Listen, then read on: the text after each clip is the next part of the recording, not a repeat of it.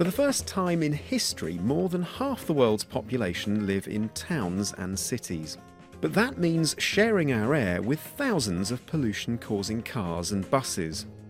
The air here in Hong Kong has 3 times as many pollutants as New York, and you might think that's impossible to avoid. But there are ways to drastically reduce your exposure to the most dangerous levels of pollution, and I'm going to show you how. We've recruited 6 volunteers. They all live and work in the bustling heart of the city. But today they're taking part in our experiment to see which form of transport is safest for our lungs. We know that when there are very poor air quality days, there is an increase in the number of admissions to hospital. But in the longer term, there's also a suspicion that it may be correlated to other conditions or longer term implications, for example, even things like lung cancer.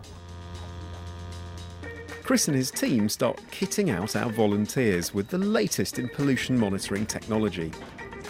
And video cameras help us track the route. In 3 teams, the volunteers will take separate trips across the city before meeting up on the other side of Hong Kong Harbour. Team A will use public transport. Team B have their work cut out.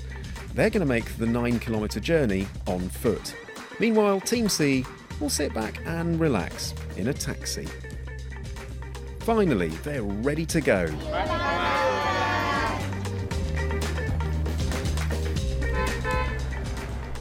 The sun's blazing across Hong Kong and the walkers are soon feeling the heat. It's not an easy ride for Team Taxi either, as they hit a traffic jam downtown. But Team A seem to be taking it in their stride as they hop from tram to metro. Throughout the journey, the backpack monitors are measuring tiny pollution particles in the air. The kind that can get lodged deep within your lungs when you breathe in. The question is, which team is breathing in the most? In the end, Team C are first to arrive to hand over their data. Quickly followed by public transport Team A. The walkers arrive a little worse for wear, having navigated the city's back streets and busy roads for hours. It's the next day and Chris Hoy has finished his number crunching.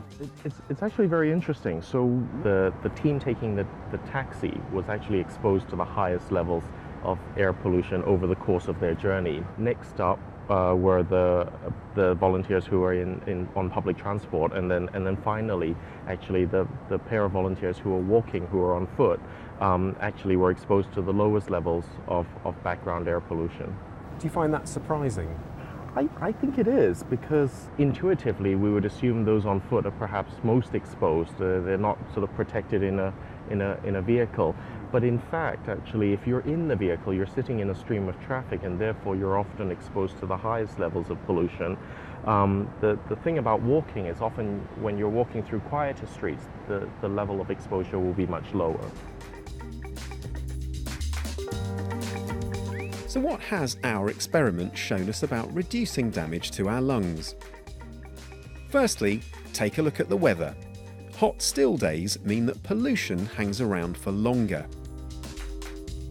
Second, try to travel off-peak and choose side streets to avoid the fumes.